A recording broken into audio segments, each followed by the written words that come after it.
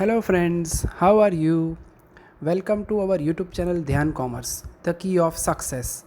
Please like, subscribe, share and press bell icon for notifications. Thank you.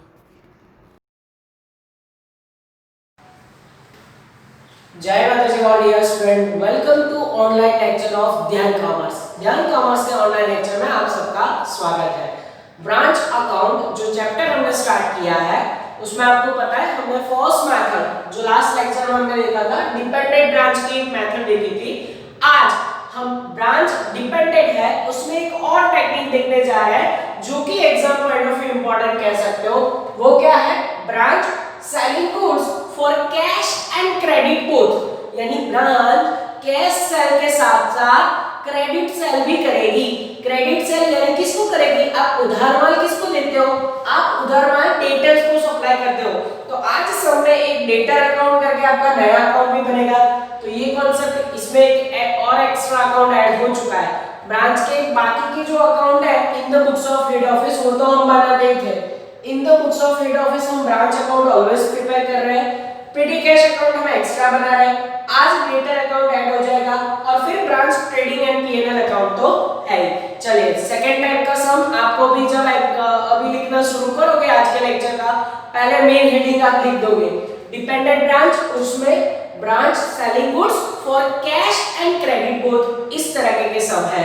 तो उसके लिए आपको पेज नंबर 205 पे पहुंचना है। सबसे पहला sum example number 5, page number निकालो 205 पे और मेरे साथ ज्वाइन हो जाओ। और पेज नंबर 205 निकालोगे तो उसके सम के ऊपर ही ये हेडिंग है, आपको ये हेडिंग वहां पे मिल जाएगा। ठीक है, तो चलो ये पैटर्न के सम हम शुरू करने जा रहे हैं। आपके पास notebook, text book and calculator होना चाहिए। चलिए रीडिंग स्टार्ट करो। मैं एग्जांपल नंबर 5 क्या लिखा हुआ है वहां पे?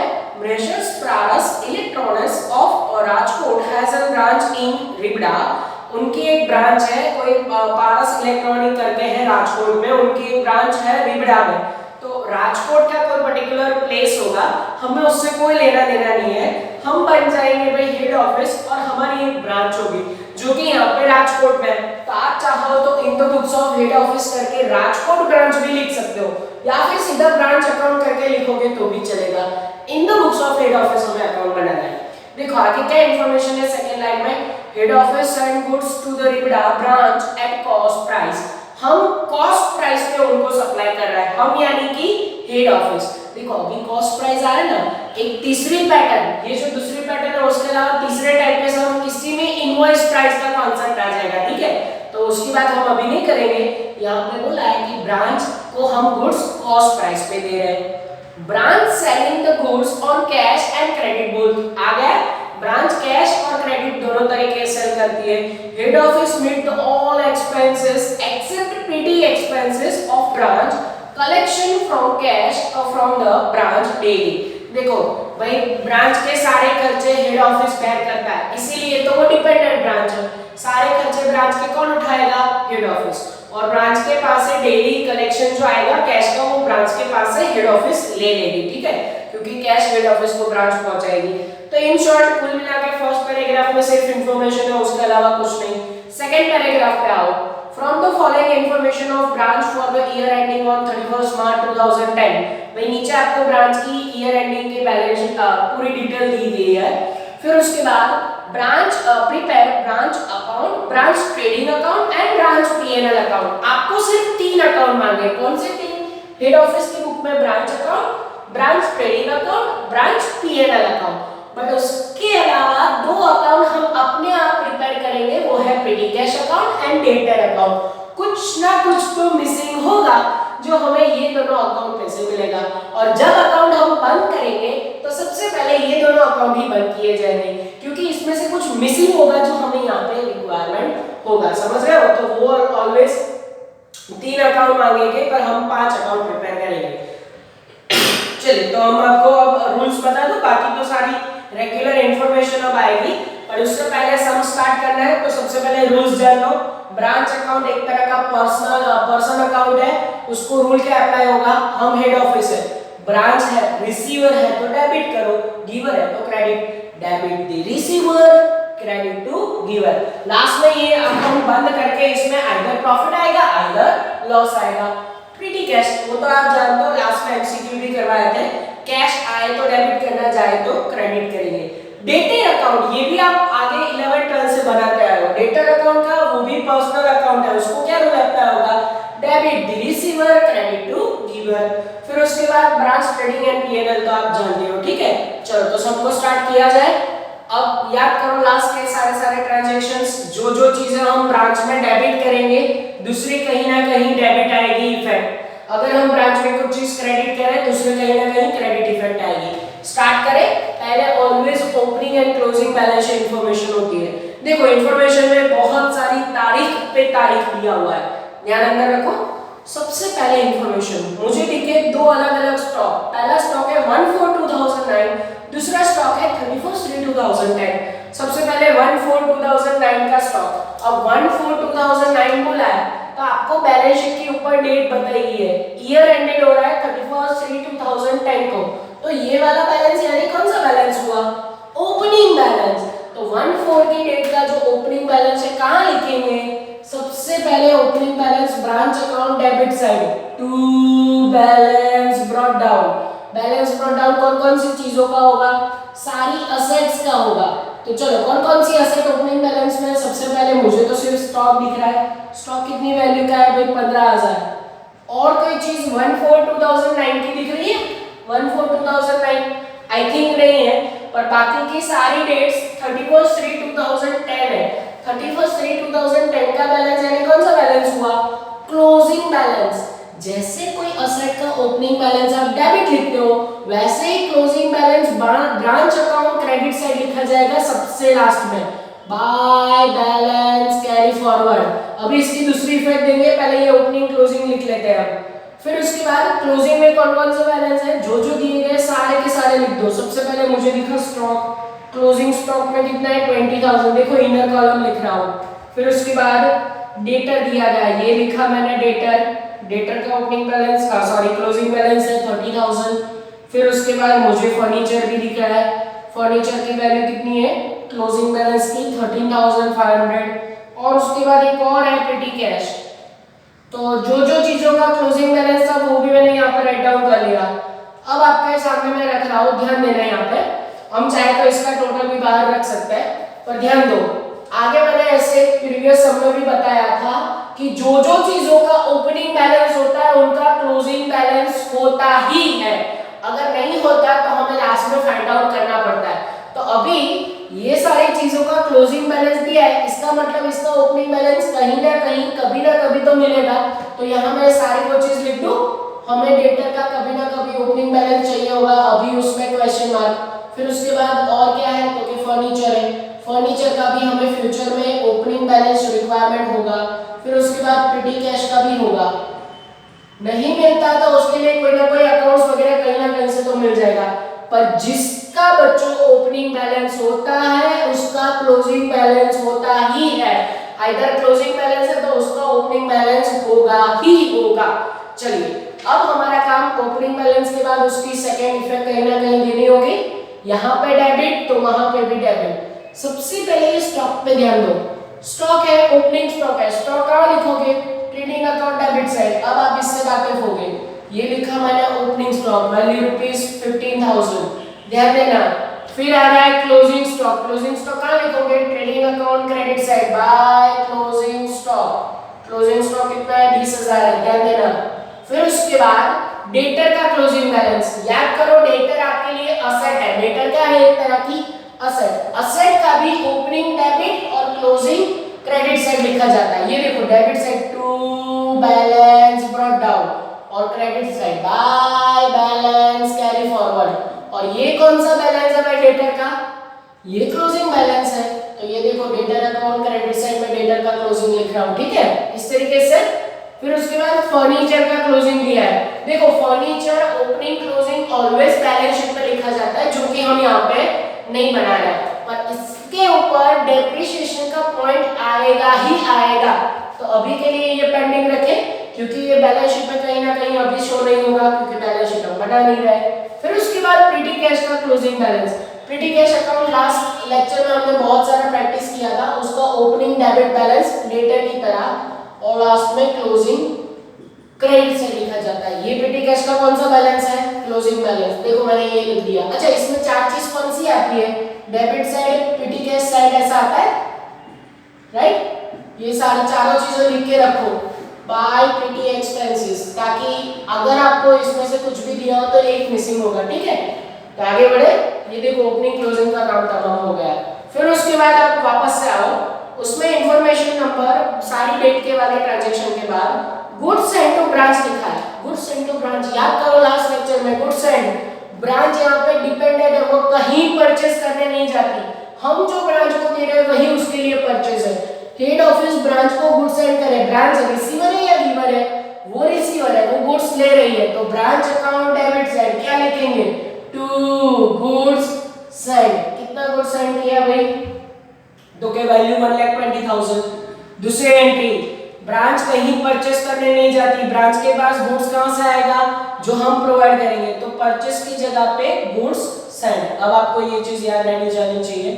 1,20,000 मैंने बाहर नहीं लिखा, अंदर लिख रहे हैं क्योंकि रिटर्न आए तो माइनस करना है। फिर उसके बाद petty cash send to branch, हमने ब्रांच को कैश सेंड किया। अगेन ब्रांच रिसीवर है कि वो गिवर है? वो रिसीवर है, तो उसके अकाउंट में debit to petty cash account. देखो ये ओपनिंग नहीं है, ओपनिंग बैलेंस अलग होता है, हम ड्यूरिंग द ईयर सेंड करते हैं वो अलग होता है, ये हमने सेंड किया है। चलो कितना सेंड किया पेटी कैश? वैल्यू ₹2000। दूसरी एंट्री, पेटी कैश अकाउंट डेबिट साइड, देखो 2000, यहाँ पे डेबिट तो यहाँ पे भी डेबिट, ठीक है? इस तरीके से याद रखना है। चलो आगे बढ़े। फिर उसके बाद डेंजरस कैश सेल, ब्रैकेट में क्या लिखा हुआ है? 40% ऑफ टोटल सेल है, हमें कैश सेल दे दिया। जब भी आप अब सेल का पॉइंट सॉल्व करो ना डेटर वाले सम के साथ, तो उसको ऑलवेज पहली entry trading account credit side दे दो। देखो जैसे मैं यहाँ पे कर रहा हूँ, ये लिखा मैंने सेल, उसमें दो तरह का होता है, एक होता है कैश, दूसरा होता है क्रेडिट, और यहाँ पे उन दोनों का टोटल मिलता है। फिर उसमें से हम रिटर्न माइनस करते हैं और उसके बाद नेट सेल बाहर जाता है। उन्होंने क्या बताया? ये सेल है 40% कैश सेल और वैल्यू है 40% के सामने वैल्यू कितनी है कैश सेल की? 81,600। दूसरी एंट्री कहाँ दोगे? दूसरी एंट्री ऑलवेज कैश सेल की आएगी, branch account credit side by cash account. पर ध्यान देना, बाय कैश अकाउंट करके ऑलवेज ब्रांच में दो चीजों के सामने हमारे पास दो जगह से कैश आएगा, एक कैश सेल के पास से और दूसरा कैश आएगा ऑलवेज कलेक्शन फ्रॉम डेटर। कहां से कैश आएगा? Collection from debtor. Branch account credit side always cash account लिखो, दो जगह से कैश आएगा, एक कैश सेल, दूसरा कलेक्शन फ्रॉम डेटर। ये हमारे पास कैश सेल आ चुका है 81,600। अभी भी कलेक्शन फ्रॉम डेटर आएगा, फिर उसके बाद मैं बाहर लिख सकता हूँ। पर अब एक चीज है जो आपको मुझे समझानी है, ये 40% कैश सेल है तो उसके ऊपर से टोटल सेल या क्रेडिट सेल भी मिल जाएगा, दोनों का कॉम्बिनेशन। यहाँ पे 40% ये कैसे सॉल्व होगा? तो इस तरीके से आप सॉल्व कर सकते हो। सपोज यहाँ पे 40% के सामने हमारे पास वैल्यू है, तो सपोज करने से आंसर मिलेगा। देखो नोट नंबर 1, क्या सपोज करेंगे? सपोज टोटल सेल कितने परसेंट कंसीडर करें? 100%, जिसमें से कैश सेल कितना है? 40%, तो बाकी का 60% कैसा हो जाएगा? क्रेडिट सेल हो जाएगा, राइट? तो अब पद क्या रख सकते हैं? मेरे पास 40 के सामने वैल्यू है, तो पद कुछ ऐसा रख सकता हूँ, 40% पे सेल 81,600। अगर आप 60 पे रखोगे तो क्रेडिट मिलेगा, 100 पे रखोगे तो ये मिलेगा। मैं क्रेडिट पे रख रहा हूँ 60 पे। How much? जैसे हाउ मच करोगे आपके पास आपका क्रेडिट सेल का आंसर आ जाएगा, वो आएगा 1,22,400। ठीक है, फिर से एक बार देखो कैसे आया। 40 पे इतना है तो क्रेडिट सेल 60 पे हाउ मच, ये हाउ मच करके यहाँ पे क्रेडिट सेल का आंसर आ रहा है 22,400। दोनों को प्लस करो, आपका टोटल सेल का आंसर मिलेगा 2,04,000। वैल्यू समझ में ना आए तो आप मुझे पूछ सकते हो।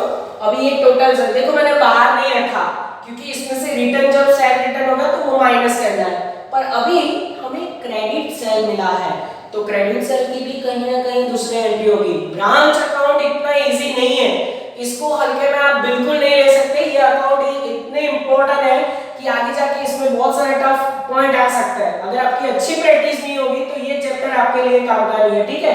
बहुत अच्छे से आपको मेहनत करना पड़ेगा। यहाँ पे देखो कैश के ऊपर से क्रेडिट सेल मिला, तो अब क्रेडिट सेल का कनेक्शन किसके साथ है? क्रेडिट सेल का कनेक्शन ऑलवेज डेटर के साथ है। आप क्रेडिट सेल किसको करते हो? हमारे ये जो पैटर्न है उसमें क्रेडिट सेल आता है। कैश एंड क्रेडिट दोनों ब्रांच सेल करी है, तो क्रेडिट सेल ऑलवेज डेटर को किया जाता है। एंट्री सोचो, हम डेटर को सेल कर रहे हैं। डेटर अकाउंट का रूल क्या है? Debit the receiver, credit to giver. यहाँ पे हम क्रेडिट सेल करेंगे तो डेटर रिसीवर है, उसके अकाउंट में डेबिट साइड हमारे पास से सेल जाएगा। Debtor account debit to sale account, debtor account में debit side to credit sale. कितना हमने उसको क्रेडिट सेल किया? 1,22,400। एक भी एंट्री गलत किया तो मार्क्स कटिंग, फाइनल आंसर नहीं आएगा। चलो आगे बढ़े। बहुत ही अच्छा पॉइंट था जो खत्म हुआ। फिर उसके बाद मुझे अंदर दिख रहा है PT expenses paid by branch. PT expenses जो खर्चे ब्रांच ने किए, देखो यहाँ पे खर्चे की इसके में कोई एंट्री नहीं आती क्योंकि हम as a head office branch को पैसे दे दिए। अब ब्रांच वो खर्चे अपने आप करेगी, उसमें हेड ऑफिस का कोई लेना देना नहीं है। अगर ब्रांच खर्चे कर रही है तो PNL account debit to petty cash account, branch के पास से क्या जाएगा? कैश जाएगा। और खर्चे कहां डेबिट करोगे? Branch PNL account. इसमें ब्रांच अकाउंट में कहीं एंट्री नहीं आएगी, खर्चे ब्रांच अपने आप करेगी क्योंकि हम उसको कैश प्रोवाइड कर रहे हैं। चलो तो PNL account debit side, PT expenses account. चलो पीटी एक्सपेंसेस कितना किया हुआ है ब्रांच ने? वैल्यू रुपीस 2500, दूसरी एंट्री 2500 यहाँ पे आएगी, ठीक है। देखो इस तरीके से दो एंट्री हो गई। और जो ट्रांजैक्शन आप ब्रांच के अलावा यहाँ पे कहीं लिखते हो ना, उसकी एक डेबिट दूसरी क्रेडिट इफेक्ट होगी। देखो यहाँ पे क्रेडिट सेल की भी डेबिट क्रेडिट इफेक्ट हुई, यहाँ पे भी डेबिट क्रेडिट इफेक्ट हुई। तो जो ट्रांजैक्शन हम ब्रांच के अलावा लिखते हो ना, ये चार अकाउंट में दो चीजें, उसकी एक डेबिट और एक क्रेडिट एंट्री हो रही है। चलो आगे बढ़े। फिर उसके बाद कैश रिसीव फ्रॉम डेटर। बोलो डेटर के पास से पैसे मिले, पैसे आ रहे हैं, राइट? तो cash account debit to debtor account, तो डेटर अकाउंट में क्रेडिट आएगा, पर कैश कैश किसके पास आएगा? ब्रांच के पास। और वो पैसे ब्रांच किसको प्रोवाइड करेगी? हेड ऑफिस को। यानी कि यहाँ पे देखो हेड ऑफिस करके कैश में दो चीजें लिखी हुई है, cash cell and collection from debtor. तो कलेक्शन फ्रॉम डेटर कितना आया है हमारे पास? Value rupees 1,12,400। ध्यान देना यहाँ पे कैश सेल यहाँ पे लिखा, एक कलेक्शन फ्रॉम डेटर और दूसरा debtor account credit side by cash account. Debtor ने कितने पैसे प्रोवाइड किए? 1,12,400। समझ में आ रही है दो इफेक्ट? क्रेडिट टू क्रेडिट, यहाँ पे डेबिट तो कहीं ना कहीं डेबिट। चले आगे बढ़े। Goods return bye debtor, debtor वापस कर रहा है। हमने डेटर को क्रेडिट सेल किया था, अब वो हमें लौटाया है, इसे बोलते हैं सेल्स रिटर्न। क्या बोलते हैं? Sales return. एक इफेक्ट तो देखो आपके सामने ही, यहाँ से रिटर्न माइनस करेंगे, कितना सेल रिटर्न हुआ है यहाँ पे? यस, डेटर हमें 4000 रिटर्न कर रहा है, तो बाहर वैल्यू जाएगी 2 लाख। दूसरी एंट्री सेल रिटर्न की दूसरी एंट्री, डेटर हमें गिवर है, वो वापस कर रहा है, उसके अकाउंट में क्रेडिट करो बाय सेल रिटर्न। देखो जैसे हमने उसको सेल किया ना, वो रिटर्न कर रहा है, तो यहाँ पे सेल्स रिटर्न कितना है? 4000, ये लिखा यहाँ पे 4000, ठीक है। चलो next transaction, goods return by branch. Branch अब रिटर्न करिए, ब्रांच किसको रिटर्न करेगी? ब्रांच हेड ऑफिस को, यानी हमें रिटर्न करेगी। ब्रांच अगर रिटर्न करे तो फर्स्ट एंट्री कहाँ देते हो? ब्रांच अकाउंट क्रेडिट साइड, क्योंकि ब्रांच गिवर है, बाय गुड्स रिटर्न। अच्छा याद करो, गुड्स रिटर्न एक तरह का परचेज रिटर्न जैसा हो जाता है, तो उसका वैल्यू कितना है? 5000। दूसरी एंट्री कहाँ दोगे 5000 की? गुड्स एंड में से गुड्स रिटर्न को क्या कर देना है? माइनस कर देना है। ये देखो यहाँ पे गुड्स रिटर्न यहाँ से माइनस हो रहे हैं, तो 1,15,000 वैल्यू बाहर जाएगी, ठीक है। तो गुड्स रिटर्न की भी एंट्री हो चुकी है। चलिए नेक्स्ट आगे बढ़े। फिर उसके बाद discount allowed to debtor and पीछे है बैड डेट रिटर्न ऑफ, दोनों की एक जैसी एंट्री होगी। डिस्काउंट अलाउड टू डेटर या बैड डेट रिटर्न ऑफ हो, वो दोनों की एक एंट्री जाती है ब्रांच पीएनएल अकाउंट में। और दोनों का कनेक्शन डेटर के साथ है, डेटर अकाउंट क्रेडिट साइड आएगा। कैसे? तो ध्यान दो यहाँ पे सबसे पहले मैं लिख रहा हूँ डिस्काउंट अलाउड, चलो फिर उसके बाद है बैड डेट रिटर्न ऑफ, और दोनों का वैल्यू लिख लेते हैं। डिस्काउंट अलाउड कितना है? डिस्काउंट अलाउड हमारे पास वैल्यू है 2000 एंड बैड डेट रिटर्न है 4000। ध्यान देना, एक हमने डेबिट एंट्री किया, मैंने अभी कहा था ब्रांच के अलावा अगर बाहर ट्रांजैक्शन लिखते हो उसकी डेबिट और क्रेडिट इफेक्ट आएगी। ये देखो यहाँ पे मैंने डेबिट किया तो डेटर अकाउंट में वो क्या होगा? क्रेडिट होगा। डिस्काउंट अलाउड हो या डेप्रिसिएशन हो बाय बैड डेट, दोनों की यहाँ पे इस तरीके से एंट्री होगी। ठीक है, ये देख लो, क्लियर हो रहा है बच्चों? अब उसके बाद आई थिंक सारा काम खत्म हो चुका है, एक आध एडजस्टमेंट और है उसमें जो कि नहीं, एक्सपेंसेस का पूरा पॉइंट है पेज नंबर 206 पे। Expenses paid by head office on behalf of branch, branch के बिहाफ में खर्चे किसने किए? Head office. और वैसे भी डिपेंडेंट ब्रांच है तो हेड ऑफिस से सारे खर्चे बेयर करेगी, तो हेड ऑफिस ब्रांच के खर्चे बेयर कर रही है। एंट्री कहां जाएगी? ब्रांच के खर्चे, ब्रांच के अकाउंट में डेबिट साइड क्या लिखोगे?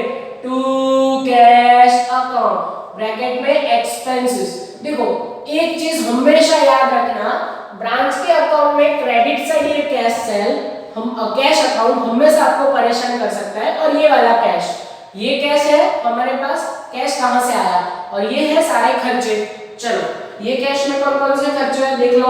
सबसे पहले मुझे लिखा सैलरी एंड वेजेस, फिर उसके बाद रेंट लिखा, फिर उसके बाद अदर एक्सपेंसेस लिखा, सबकी वैल्यू वहां पे ऑलरेडी लिखी हुई है 15,000, 10,000 एंड 5,000, ध्यान देना। और उसके बाद उसका टोटल दिया हुआ है 30,000। दूसरी एंट्री सोचो, सबसे पहले लिखा हुआ है सैलरी एंड वेजेस, ये भी मैं आपको बताना चाहूंगा, अगर सैलरी के बाद वेजेस वर्ड है तो आप उसको सैलरी कंसीडर करोगे, वेजेस एंड सैलरी है तो उसको वेजेस कंसीडर करके ट्रेडिंग में एंट्री दोगे। पहला वर्ड कौन सा है, वेजेस है या सैलरी, उसके ऊपर डिपेंड है। यहाँ पे क्या लिखा है? Salary and wages. चलो तो उसमें सैलरी वेजेस ये सारे खर्चे पीएनएल के, तो यहाँ पे दूसरी एंट्री कहाँ जाएगी? पीएनएल में सैलरी, फिर उसके बाद रेंट, फिर उसके बाद अदर एक्सपेंसेस। चलो सभी की एंट्री दे दे, 15,000 है, फिर उसके बाद क्या है 10,000 है, फिर उसके बाद कितना है कि 5,000 है। ठीक है, चलो अब क्या करेंगे, अब जो जो चीजें बाकी है वो भी हम खत्म करेंगे। फर्नीचर के ऊपर 10% डेप्रिसिएशन का पॉइंट है, समझ रहे हो? तो एक पॉइंट है और मे बी हमारा लास्ट सब कुछ काम खत्म हो जाएगा। तो सबसे पहले फर्नीचर का पॉइंट है वही सॉल्व कर लेते हैं। फर्नीचर पे उन्होंने बताया 10% डेप्रिसिएशन है, ध्यान देना। नोट नंबर 2 किसके लिए करेंगे? Depreciation on furniture. और वो कैसे ढूंढेंगे, ध्यान देना। हमारे पास फर्नीचर का ओपनिंग है, क्लोजिंग बैलेंस है, चेक करो तो ये देखो यहाँ पे ओपनिंग बैलेंस क्वेश्चन मार्क है पर क्लोजिंग बैलेंस है हमारे पास। और डेप्रिसिएशन उन्होंने बताया 10%, वो कौन सी वैल्यू पे गिनोगे? जाहिर सी बात है वो ओपनिंग बैलेंस पे गिनेंगे। यहाँ पे हमारे पास ओपनिंग बैलेंस नहीं है तो क्या करेंगे? सपोज, तो देखो यहाँ पे मैं सपोज कर रहा हूँ, suppose that opening balance of furniture का ओपनिंग बैलेंस कितना है भाई?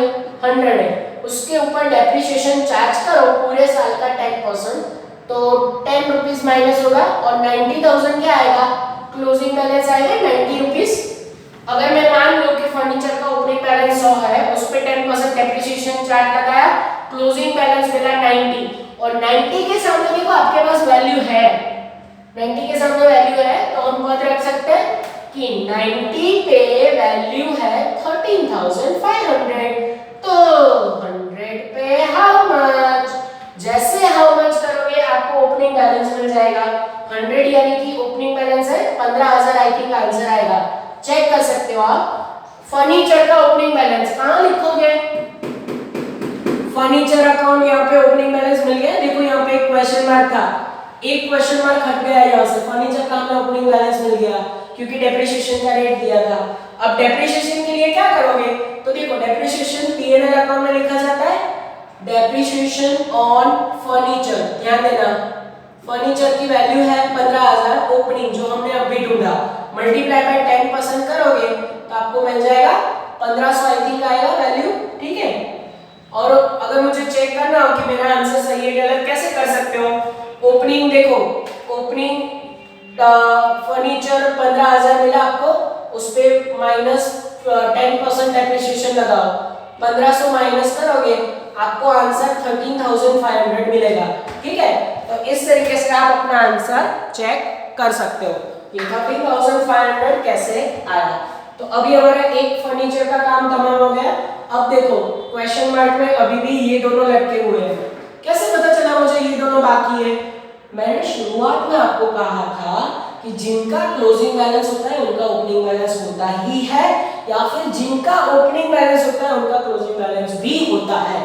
तो अब हमें ये दोनों बैलेंस चाहिए, और अकाउंट भी जब भी बंद करने की बारी आए ना, सबसे पहले आप जो अकाउंट बंद करोगे ना वो ये वाले अकाउंट होंगे, इसमें से कुछ ना कुछ मिसिंग होगा जो आपके काम का होगा। चलिए ढूंढे ये अकाउंट बंद करें। सबसे पहले कौन सा अकाउंट बंद करो? देखो पेटी कैश अकाउंट बंद करो, पेटी कैश अकाउंट। यहाँ पे आई थिंक 3000 आएगा, 3000 यहाँ पे रखा, तो यहाँ पे देखो ओपनिंग बैलेंस मुझे कितना मिला 1000, और हमने पहले से लिख के रखा था to balance brought down. Petty cash का ओपनिंग बैलेंस कहाँ पे लिखूं? यहाँ पे लिख सकता हूँ 1000। देखो यहाँ पे मैं क्वेश्चन मार्क रख रहा हूँ ताकि आपको पता चले ये हमने मेहनत करके ढूंढा है। दूसरा अकाउंट बंद करो, डेटर अकाउंट। डेटर में अभी क्रेडिट साइड का बैलेंस ज्यादा होगा, चेक करो ना क्रेडिट साइड का टोटल 1,52,400। मेरे पास जो बैलेंस है उसमें ये फिगर है, आप चेक कर लेना। इसमें से ये माइनस करो, डेटर का ओपनिंग बैलेंस मिलेगा। डेटर का ओपनिंग बैलेंस कितना आएगा? 30,000। 30,000 यहाँ पे चेक करो, 30,000 देखो यहाँ पे रख रहा हूँ मैं। अब ये ओपनिंग बैलेंस सारे आ चुके हैं, तो ओपनिंग बैलेंस का टोटल कर सकते हैं। ओपनिंग बैलेंस का टोटल यहाँ पे 61,000 आएगा। ठीक है, और क्लोजिंग का भी टोटल हम कर लेते हैं, और इसका भी टोटल बाहर रख देते हैं। कितना टोटल आएगा? ऊपर वाले का टोटल 1,94,000। टोटल आप चेक कर लेना, क्योंकि मैं अपने आप ये टोटल कर रहा हूँ तो शायद तक कोई गलती हो सकती है। यहाँ पे 50,000 और 14,000 64,000। चलिए अब ये दोनों अकाउंट बंद हो चुके हैं। अब कौन सा अकाउंट बंद करने की बारी है? सबसे पहले अब ब्रांच अकाउंट क्लोज करेंगे। ब्रांच अकाउंट की मोस्टली क्रेडिट साइड का टोटल ज्यादा होता है। क्रेडिट साइड का अगर आप टोटल करोगे वो आएगा 2,63,000। टोटल आप चेक कर लेना। टोटल में कई बार गलती हो सकती है, लिखने में गलती हो सकती है, इसलिए टोटल नहीं आएगा। To PNL account, PNL account में अगर डिफरेंस आ रहा है तो उसको क्या बोलेंगे हम? प्रॉफिट। और 2,63,000 में से सारे खर्चे वगैरह सब कुछ माइनस करोगे तो आपके पास यहाँ पे प्रॉफिट आएगा। और अभी के लिए प्रॉफिट आ रहा है 50,000। कितना प्रॉफिट आ रहा है? 50,000। चेक कर लो मैं आंसर में कि शायद तक ये आंसर में कोई गड़बड़ हो तो हमें पता चल जाए। वहाँ पे आंसर ऑलरेडी आपको दिया हुआ है, यस, उसमें हम टैली कर लेते हैं। 50,000 कहीं ना कहीं पहली लाइन में दिया हुआ है, ब्रांच का प्रॉफिट 50,000। अब क्या होगा? ट्रेडिंग अकाउंट एंड पीएनएल जब बंद करोगे ये प्रॉफिट पीएनएल के साथ मैच होना चाहिए। उसके लिए सबसे पहले बंद करो आप ट्रेडिंग अकाउंट। ट्रेडिंग अकाउंट का टोटल आई थिंक हम देख सकते हैं 2,20,000 है, राइट? 220 यहाँ पे लिखा, और उसमें अब ये दोनों माइनस करोगे यहाँ से तो आपको क्या मिलेगा? 2 जीपी ढूंढो। जीपी की वैल्यू कितनी आएगी? जीपी की वैल्यू आएगी 90,000। 90,000 कहाँ जाएगा? वो जाएगा पीएनएल में बाय जीपी। 90,000 यहाँ पे रखो, और यहाँ क्रेडिट साइड और कुछ है ही नहीं। 90 यहाँ पे रखोगे, 90 यहाँ पे रखोगे, यहाँ पे 50,000 आना चाहिए। अगर 50,000 नेट प्रॉफिट आ जाए तो समझो बाबा अमरनाथ बेड़ा पार, और आ ही जाएगा। इतनी मेहनत करके ब्रांच का प्रॉफिट ना है ऐसा बन नहीं सकता। तो ब्रांच अकाउंट एंड पीएनएल का प्रॉफिट मैच हो जाए तो सब करेक्ट। होमवर्क में आप एग्जांपल एक करोगे आज, जिसमें मैं आपको छोटा सा हिंट भी दूंगा। होमवर्क में सम नंबर 11 कर लेना, ठीक है? एग्जांपल नंबर 11, एग्जांपल नंबर 11 में शायद तक आपको एक और पॉइंट परेशान करे तो उसमें मैं आपको छोटा सा हेल्प कर रहा हूँ। पेज नंबर एग्जांपल नंबर 11 के लिए यस हेतल स्टोर करके पेज नंबर 210 211 पे पहुंच जाओ। एग्जांपल नंबर 11 उसमें एक पॉइंट है लेबर करके। एग्जांपल नंबर 11 में क्या पॉइंट है? लेबर करके। लेबर का मीनिंग क्या होता है बच्चों? लेबर का दूसरा मीनिंग होता है वेजेस। तो अगर वेजेस लिखना हो तो वो ट्रेडिंग में लिखना है, ठीक है, जिससे आपका जीपी गलत नहीं आएगा। लेबर एक्सपेंसेस को दूसरा नाम क्या बोलोगे? वेजिस बोलते हैं उसको। ये सिर्फ मेरी हिंट थी, बाकी उस सब में ऐसा कोई प्रॉब्लम है नहीं, आराम से वो सम सॉल्व कर सकते हो, ठीक है। तो इतना काम आज आपको करना है। सम नंबर 5 बहुत इंपॉर्टेंट सम आपके लिए यहाँ पे। चलो आज के दिन का एक और सम कर लेते हैं। एग्जांपल नंबर 39 जो कि गुजरात यूनिवर्सिटी का है, पेज नंबर 234 निकालो। एग्जांपल नंबर 39 जो कि गुजरात यूनिवर्सिटी 2011 में पूछा गया था। मैं यहाँ पर लिख देता हूँ, ये गुजरात यूनिवर्सिटी का सम है, गुजरात यूनिवर्सिटी 2011। इस तरीके का सम कभी-कभी पूछा जा सकता है। तो पेज नंबर 234 पे पहुंचो। कुछ कम अकाउंट बनाना है क्योंकि वो उन्होंने रेडीमेड क्वेश्चन में दिए हुए हैं, ध्यान आपका अंदर होना चाहिए। Page number 234। रेडी, मैं स्टार्ट कर रहा हूं। Manav traders of Ahmedabad has a branch at Jamnagar. Manav traders जो कि हेड ऑफिस कहलाएगा, उसकी एक ब्रांच जामनगर में है। आगे क्या दिया हुआ है उन्होंने, the branch make both cash as well as credit sale. भाई ब्रांच कैश और क्रेडिट दोनों तरह के सेल करती है। फिर उसके बाद लिखा हुआ है remitted all cash received head office through out the bank draft on the same day. Branch के पास जो भी कैश आएगा वो किसको दे देगी, हेड ऑफिस को। उसके पास ब्रांच के पास दो तरह का कैश आएगा, एक कैश है एंड दूसरा कलेक्शन फ्रॉम डेटर, वो हेड ऑफिस को दे देगी। फिर उसके बाद all expenses of branch are paid by head office but the petty distribution of head office send petty cash to the branch. भाई सारे खर्चे ब्रांच के हेड ऑफिस बेयर करेगा, पर सिवाय पीटी एक्सपेंसेस। पीटी एक्सपेंसेस के लिए उसको कौन सा कैश दिया जाएगा, पीटी कैश। रोज बरोज के खर्चे पे करने के लिए हेड ऑफिस ब्रांच को पीटी कैश भेज देगी, बाकी के सारे खर्चे कौन बेयर करेगा, हेड ऑफिस, ठीक है। तो ये नॉर्मल इंफॉर्मेशन है जो कि हर एक सम में दिया होता है। Second paragraph, below the given trading account and P&L account of Jamnagar branch in the books of head office of the year ending on 31st-3/2011। भाई आपको सामने के पेज पे आपको दिख रहा होगा ट्रेडिंग एंड P&L रेडीमेड दिया हुआ है, इसीलिए मैंने ट्रेडिंग और P&L नहीं बनाया क्योंकि उन्होंने क्वेश्चन में दे दिया है। फिर उसके बाद हमें क्या प्रिपेयर करना है, तो देखो ट्रेडिंग P&L के बाद कुछ आपको बैलेंस दिया हुआ है, उसमें से एक ओपनिंग बैलेंस है, दूसरा क्लोजिंग बैलेंस है, तो वो हम बाद में करेंगे। उसके बाद लास्ट लाइन पे आओ, हमारे पास आंसर क्या मांगा है, from the above information prepare PT cash account Jamnagar branch account in the books of head office. PT cash account and Jamnagar branch account मांगा है, पर फिर भी हम डेटर अकाउंट एक्स्ट्रा बनाएंगे क्योंकि डेटर में कुछ ना कुछ बैलेंस मिसिंग हो सकता है और मैं आपको एक्स्ट्रा प्रैक्टिस करवा रहा हूं, इसीलिए हम डेटर अकाउंट बना देंगे भले उन्होंने ना मांगा हो, ठीक है। चलो तो सबको स्टार्ट किया जाए। दो अकाउंट हमारे लिए कम है ऐसा समझ लेना क्योंकि वो दोनों अंदर दिए हुए हैं, तो शुरुआत हम वहीं से करेंगे क्योंकि ट्रेडिंग और P&L में जो इफेक्ट देनी थी उसकी इफेक्ट कहीं ना कहीं क्या आएगी, ब्रांच में आएगी। तो ट्रेडिंग एंड P&L के अलावा सबसे पहले मैं ओपनिंग एंड क्लोजिंग बैलेंस से शुरू कर रहा हूं। नीचे आप देखो आपको एक टेबल दिया हुआ है जिसमें particular balance on 1/4/2010 and 31st-3/2011। Opening balance कौन सा है, ओपनिंग बैलेंस जो आपको डेट है 1/4/2010 वो वाला ओपनिंग है। चलो तो ओपनिंग बैलेंस ब्रांच में क्या लिखते हो, branch account debit side to balance brought down, कौन सी चीजों का बैलेंस लिखोगे, असेट का। कौन कौन सा ओपनिंग बैलेंस दिया हुआ है चेक करो तो। सबसे पहले मुझे दिखा उसमें फर्नीचर, फिर उसके बाद कौन कौन से हैं, फिर उसके बाद है डेटर, फिर उसके बाद कौन सा है, पीटी कैश। चलो ये ओपनिंग बैलेंस यहाँ पे लिख दे, तीनों की वैल्यू 25,000, फिर उसके बाद 50,000, फिर उसके बाद 2500, ठीक है। ये तीनों वैल्यू मैंने यहाँ पर राइट डाउन कर लिया। फिर उसके बाद इसके दूसरे एंट्री के बारे में सोचो तो फर्नीचर वो बैलेंस शीट में लिखा जाता है, हम बैलेंस शीट बना नहीं रहे। डेटर अकाउंट हमने मेंटेन किया है, हाँ किया है, तो डेटर का opening balance debtor account debit से लिख दूं, to balance brought down debit to debit, debtor का ओपनिंग 50,000 बैलेंस है। फिर है पीटी कैश का ओपनिंग बैलेंस, लिख दो पीटी कैश अकाउंट में डेबिट साइड, हाँ लिख सकते हैं यहाँ पे 2500, ठीक है, इस तरीके से। चलो आगे बढ़े। फिर उसके बाद क्लोजिंग बैलेंस में उन्होंने कुछ चीजों का दिया है, कुछ का नहीं दिया, तो क्लोजिंग बैलेंस कहाँ लिखोगे, branch account credit side by balance carry forward. अभी मुझे दिख रहा है फर्नीचर का बैलेंस, उसमें है क्वेश्चन मार्क, फिर है डेटर उसमें दिया हुआ है, एंड देन पीटी कैश का भी नहीं दिया। क्वेश्चन मार्क है। चलो डेटर का बैलेंस लिखते हैं, सिर्फ डेटर का क्लोजिंग बैलेंस कितना है भाई 1 लाख है, तो सिर्फ 1 लाख अभी लिख सकता हूं।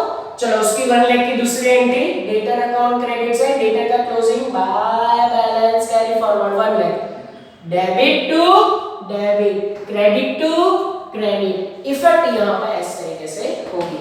चलो अब ओपनिंग बैलेंस के बाद वो लास्ट दो सेंटेंसेस है वो भी बाद में सॉल्व करेंगे। अब पहुंच जाओ सीधा ब्रांच ट्रेडिंग अकाउंट में। ब्रांच ट्रेडिंग अकाउंट में वहां पे आपने डेबिट किया है तो हम ब्रांच में भी कहीं ना कहीं डेबिट करेंगे, ठीक है। चलो ब्रांच अकाउंट में लिखने के लिए सबसे पहले ट्रेडिंग अकाउंट की डेबिट साइड को पकड़ लो। डेबिट साइड सबसे पहला ट्रेडिंग अकाउंट में क्या लिखा है ओपनिंग स्टॉक, तो ओपनिंग स्टॉक हम यहाँ पे कहाँ लिखते हैं, ये देखो ये मैंने बैलेंस टपकाया हुआ है टू बैलेंस ब्रॉट डाउन करके सारी एसेट का ओपनिंग बैलेंस, उसमें मैं स्टॉक लिख दूं। यहाँ पे सबसे पहले स्टॉक लिख रहा हूँ, देखो स्टॉक कितना बैलेंस है ओपनिंग स्टॉक का वैल्यू रुपीस, यस हमारे पास कहाँ चला गया, यस 50,000 है, तो ये मैंने स्टॉक का ओपनिंग बैलेंस 50,000 लिख दिया। क्लियर। चलो दूसरी वहां पे क्या लिखा हुआ है goods receive from head office, head office के पास से ब्रांच को गुड्स रिसीव हो, ब्रांच रिसीवर है ब्रांच अकाउंट डेबिट साइड, ठीक है। ये यहाँ पे क्या लिखेंगे goods received, goods send to branch इसको बोला जाता है, goods send to branch, goods send by head office ऐसा भी लिख सकते हैं, ठीक है। हेड ऑफिस ने कितना गुड्स सेंड किया 1,90,000, ठीक है। चलो आगे बढ़े। फिर उसके बाद नेक्स्ट एक तो एंट्री ऑलरेडी हो चुकी है अंदर, हम दूसरी एंट्री सिर्फ यहाँ पे कर रहे हैं पर्टिकुलर जगह पे। फिर उसके बाद उन्होंने वेजेस लिखा हुआ है, वेजेस है मतलब खर्चे, खर्चों की पीएनएल वगैरह में नहीं, ट्रेडिंग के खर्चे ब्रांच अकाउंट में डेबिट साइड, याद करो मैंने आगे वाले समय किया था, यहाँ पे मैंने लिखा था कैश अकाउंट ब्रैकेट में एक्सपेंसेस और ये स्टार एंट्री दिया था, यहाँ पे बच्चे ज्यादातर भूल करते हैं, मिस्टेक यहाँ पे होती है। ये देखो मैंने वेजेस का खर्चा यहाँ पे लिख रहा हूँ, कितना वेजेस है 2500 और बहुत सारे और भी खर्चे आएंगे पीएनएल के उसको भी यहाँ पे लिखना है, क्योंकि ब्रांच के सारे खर्चे हेड ऑफिस बेयर कर रहा है, ये ब्रांच डिपेंडेंट ब्रांच है, हेड ऑफिस सारे खर्चे ब्रांच के बेयर करेगा। चलो आगे बढ़े। फिर उसके बाद नेक्स्ट मुझे वहां पे जीपी दिख रहा है, जीपी की हम यहाँ पे कहीं इफेक्ट नहीं देते। अब ब्रांच अकाउंट जो ट्रेडिंग अकाउंट है उसमें क्रेडिट साइड पहुंचो, क्रेडिट साइड सबसे पहला मुझे लिखा कैश साइड, कैश साइड हम कहाँ लिखते हैं ब्रांच अकाउंट की credit side by cash account, और यहाँ पे ब्रांच के पास दो जगह से कैश आएगा, कहां से कैश आएगा, एक आएगा कैश शेल से और दूसरा आएगा कलेक्शन फ्रॉम डेटर, कहां से कैश आएगा कलेक्शन फ्रॉम डेटर, और ये हमारे पास कैश शेल है, कैश शेल कितना है बोलो तो 67,500, ठीक है इस तरीके से। चलो आगे बढ़े। फिर उसके बाद वहां पे क्रेडिट सेल लिखा है, क्रेडिट सेल का कनेक्शन किसके साथ है भाई डेटर के साथ है, तो डेटर अकाउंट में डेबिट साइड क्रेडिट सेल, और डेबिट साइड क्यों आएगा डेटर रिसीवर है, डेबिट दी रिसीवर, क्रेडिट सेल को यहाँ पे मैं लिख दूं 2,50,000, ठीक है। फिर उसके बाद उन्होंने टोटल दिया है, देन सेल रिटर्न दिया है, सेल रिटर्न का मतलब हम डेटर को सेल करें तो हमें उसके अकाउंट में डेबिट किया, डेटर हमें वापस आ रहा है, हमारे पास सेल वापस आ रहा है, sale return account debit to debtor account, debtor account में credit side by sale return. चलो डेटर ने कितना सेल रिटर्न किया है भाई, डेटर ने सेल रिटर्न किया है यस वैल्यू रुपीस 12,500। आगे बढ़े। फिर उसके बाद next closing stock, closing stock हो तो कहाँ लिखोगे, जिन जिन चीजों का ओपनिंग बैलेंस होता है उनका क्लोजिंग बैलेंस होता है, ये देखो क्लोजिंग स्टॉक यहाँ पे कितना वैल्यू है 60,000, और जिसका नहीं है उसके लास्ट में हम सॉल्यूशन निकालेंगे, ठीक है। चलो आगे बढ़े। फिर उसके बाद ट्रेडिंग का काम खत्म हो चुका है, अब पीएनएल पे ध्यान दो, पीएनएल में वहां पे डेबिट किया है, हमें भी कहीं ना कहीं डेबिट करना है। पीएनएल में सबसे पहले मुझे दिखा रेंट फिर सैलरी, वो दोनों खर्चे हैं, खर्चे कहाँ लिखोगे ब्रांच अकाउंट में डेबिट साइड, देखो यहाँ पे मैं खर्चे लिख रहा हूँ, सबसे पहला दिया हुआ है उन्होंने रेंट, फिर उसके बाद सैलरी दिया हुआ है, दोनों की वैल्यू मैं यहाँ पे कॉपी कर रहा हूँ 5,000 एंड 15,000। चलो आगे बढ़े। फिर उसके बाद एक एक्स्ट्रा खर्चा है better and discount allowed, better and discount allowed का कांसेप्ट किसके साथ जुड़ा हुआ है डेटर के साथ, वहां पे डेबिट यहाँ पे क्रेडिट, देखो debtor account credit side by, यहाँ पे थोड़ा नीचे लिखेंगे by better and by discount allowed, चलो ये दोनों यहाँ पे लिखेंगे और वो वैल्यू कितनी है, तो वैल्यू में जो दिख रही है यस 2500 एंड 1250। चलो आगे बढ़े। फिर उसके बाद नेक्स्ट एंट्री, फिर उसके बाद पीटी एक्सपेंसेस है। पीटी एक्सपेंसेस पीएनएल में डेबिट, पीटी एक्सपेंसेस का दूसरा एंट्री कहाँ होगा, PT cash account credit side. PT expenses कितने हैं भाई, पीएनएल में मुझे दिखे 5000 मिले। चलो इस तरीके से नेक्स्ट आगे बढ़े। फिर उसके बाद क्या दिया हुआ है, depreciation on furniture. Depreciation of furniture दिया है, उसकी यहाँ पे कहीं हम एंट्री नहीं करते, पर ध्यान देना फर्नीचर का हमारे पास ओपनिंग बैलेंस है, उसमें से डेप्रिसिएशन माइनस करो तो मुझे क्लोजिंग बैलेंस मिल जाएगा। ओपनिंग बैलेंस ऑफ फर्नीचर कितना है हमारे पास, 50,000 नहीं 25,000 है, ठीक है। और उसमें से ड्यूरिंग द ईयर डेप्रिसिएशन कितने दिया हुआ है अभी पीएनएल में, डेप्रिसिएशन 2500 है, करो तो माइनस। जैसे माइनस करोगे आई थिंक 22,500 आएंगे, जो कि हमारे लिए क्लोजिंग बैलेंस ऑफ फर्नीचर होगा, ठीक है। तो ये फर्नीचर का क्लोजिंग बैलेंस यहाँ पे टपकाओ इस तरीके से 22,500 हो सकता है। ये देखो मैं राउंड कर रहा हूँ क्योंकि हमने ये मेहनत करके ढूंढा हुआ है, कैसे आया तो देखो यहाँ पे नोट प्रिपेयर कर लिया। तो ये बहुत इजी ट्रिक है, ये आप आराम से सॉल्व कर सकते हो। फिर उसके बाद नेट प्रॉफिट दिया है, वो नेट प्रॉफिट यहाँ के नेट प्रॉफिट के साथ मैच होना चाहिए, तो वो हम बाद में देखेंगे। अब पीएनएल क्रेडिट साइड जीपी है, जीपी भी अभी हमारे कोई काम का नहीं है। फिर उसके बाद दिया हुआ है interest debited to debtor, clearly लिखा हुआ है इंटरेस्ट डेटर के अकाउंट में डेबिट करो। एक्चुअली जब डेटर लेट पेमेंट करता है तो उसके ऊपर इंटरेस्ट चार्ज लगाता है, इसीलिए interest debtor account debit side ये लिखा मैंने इंटरेस्ट। चलो इंटरेस्ट की वैल्यू कितनी है 3750। आगे बढ़े बच्चों। फिर उसके बाद नेक्स्ट वो सब कुछ खत्म हो जाता है, पैराग्राफ में एक आध दो ट्रांजैक्शन दी वहां पे ध्यान देना। During the year head office send 7500 to the branch for petty cash. Branch को during the year petty expenses और पेटी कैश हमने सेंड किया।